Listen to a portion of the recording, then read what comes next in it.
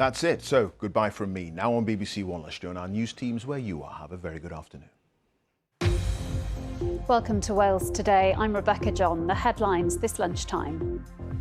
A call for more protection for retail staff after abuse from customers in the pandemic. And living with long COVID, patients in North Wales work with the Health Board to get access to a range of treatments.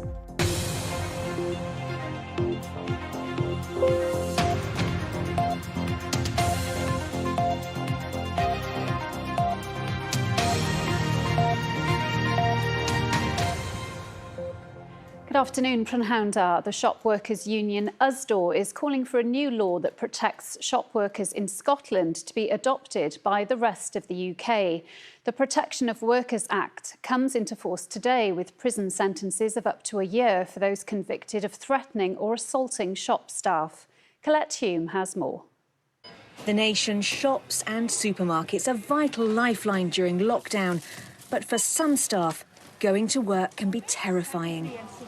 Tracy Davis from Neath has worked in retail for more than 18 years.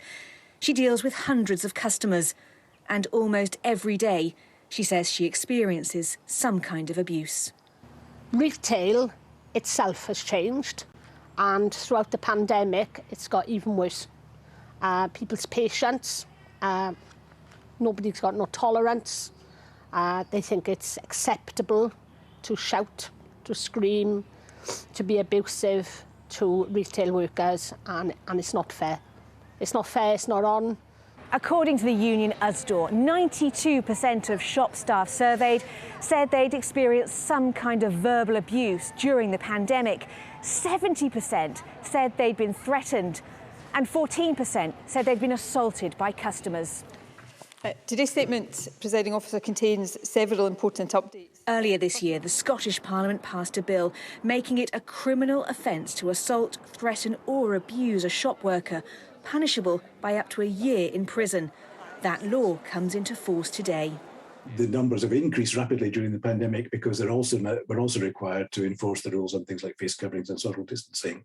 And as those rules have changed, in particular as they've been relaxed, that's caused more and more uncertainty. People are less sure what they should be doing to shops. They're all quite nervous and afraid, and I think that's a recipe for tension and frustration. Criminal justice isn't devolved here in Wales, and politicians in the Senedd don't have the powers to create a similar law here. But in a statement, the Welsh Government says it supports USDAW's call for greater protection for shop workers, and it's urging the UK Government to bring forward the necessary legislation. Shop workers have been the backbone of the nation throughout this pandemic. Tracy and her colleagues say they simply want customers to be kind. Colette Hume, BBC Wales Today, Cardiff. There have been no new deaths with coronavirus, according to the latest figures from Public Health Wales. The total number of deaths remains at 5,658, while there have been 1,393 new cases. More than 2,300,000 people have received the first dose of a vaccine, while more than 2,100,000 have received both jabs.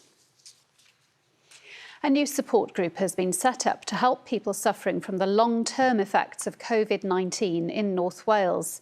Patients with so-called long COVID are working with the Health Board to get access to a wide range of treatments. It's thought around 15% of those who've had the virus will experience chronic symptoms. Matthew Richards reports. Deborah Illman-Roberts from Prestatyn was a busy mum working for the NHS when she got COVID-19 in March 2020. After a short period of illness, she went back to work, but soon had to give up after suffering from severe fatigue, breathlessness and mobility problems. Last October, she was diagnosed with long COVID, symptoms that continue for more than 12 weeks after an initial infection.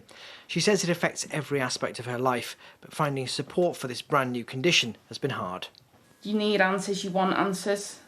But you go to the GPs, they don't know the answers, they can't help you.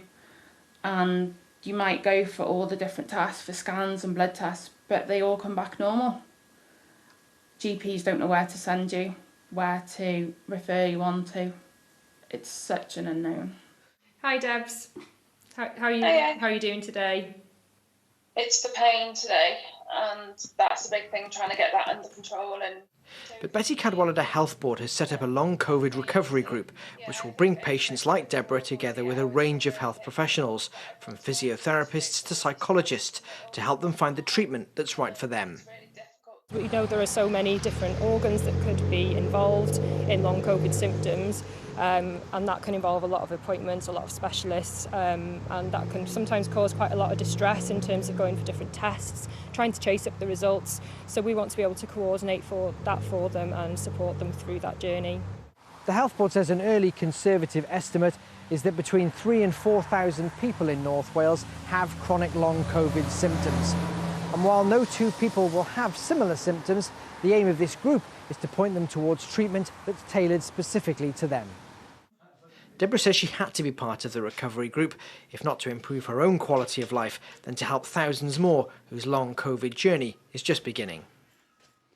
The winner of the UK City of Culture 2025 award could see a boost in the local economy, more sustainable jobs and better sustainable tourism, according to an expert. 5 areas in Wales are among a record 20 UK-wide submissions for the title, with Bangor in the northwest of Wales, the counties of Conwy, Wrexham and Powys, and the city of Newport all submitting bids. The winner will be announced in May 2025. Dr. Kelly Young says the designation would help expand tourism beyond the summer season. What that's going to do is to create a new visitor type that can come to us as well, the types who enjoy visiting places for their culture, for their language, and for things that attract a different style of tourist, people in the creative arts, looking at art itself, tourism and festivals, and that can really help us to expand into these shoulder seasons. Football, and despite speculation over his future, Gareth Bale has been named in Wales's squad for the upcoming World Cup qualifiers and will continue as captain. The Wales manager, Robert Page, says Bale remains committed to the international team as they aim to reach their first World Cup since 1958. He's passionate about playing for Wales and he knows if he's playing club football, that's going to help him achieve to continue to play for Wales. He'll decide when he's ready to stop, and at this moment in time he's showing no sign of that whatsoever. So while we've got him playing at his club and while we've got him playing well, he's absolutely going to be a part of my squad. The Welsh Paralympian Tanni Gray-Thompson says she has high hopes for Wales's athletes as today's opening ceremony of the Paralympic Games gets underway in Tokyo. Paralympics GP have 226 athletes, of whom 21 are from Wales or have Welsh connections. Welsh athletes at Paralympics have always done really well. You know, we've got some really strong names in there. You know, you've got Alec Davis, who'll be going for his 3rd gold medal. You've got Holly Arnold in javelin, you know, who's Commonwealth champion and will be looking to win gold again. So, you know, the expectation from Welsh athletes is quite high. Let's get the weather forecast now. Sabrina, a mixed picture. Good afternoon. Yes, Rebecca. So at the moment in the cloud in Powys, temperatures generally sit in between 14 to 16 Celsius. But meanwhile, in Pembrokeshire, in the sunshine, we've got temperatures around 22 Celsius. So the cloud is suppressing those temperatures today. And here's the satellite imagery from the last few hours. You can see where the cloud is at the moment, the best of the sunshine in parts of south and the west. Over the coming hours, that cloud will start to nudge further south and westwards. I think the best of the sunshine through this afternoon will be across the top and tail of the country and also across western regions. Under any thicker cloud, a little drizzle is possible, but nothing significant, and most places will remain dry. The winds generally light to moderate in nature, and today's highs peaking at around 19 to 23 Celsius. So through this evening, I think it should brighten up for more places, sunny spells in some areas too, and then cloud will tend to re-thicken overnight. Some mist and fog patches developing too. The winds relatively light and temperatures dipping to around 11 to 13 Celsius. Now tomorrow we'll start the day on a fairly cloudy note. There could be a little drizzle under the thicker cloud together with some mist and fog patches. But I think as the day wears on, the cloud should break up more. The best of the sunshine tomorrow will be across northern counties, especially in the northwest. So that's why places in Gwynedd, for example, could get up to around 23, 24 Celsius. Looking further ahead, we have this weak cold front moving southwards on Thursday. That will bring a bit more cloud, more freshen the air slightly. And then for the bank holiday weekend, high pressure will stick around. So we do have a lot of dry weather in the forecast, no significant rain for some time. If you are in the afternoon sunshine, then it will feel pleasantly warm, Back to you, Rebecca. Sabrina, thank you. Nick Savini will be here with Wales Today at 6:30. From me, Sabrina, and all of us on the Lunchtime programme, have a good afternoon. Goodbye.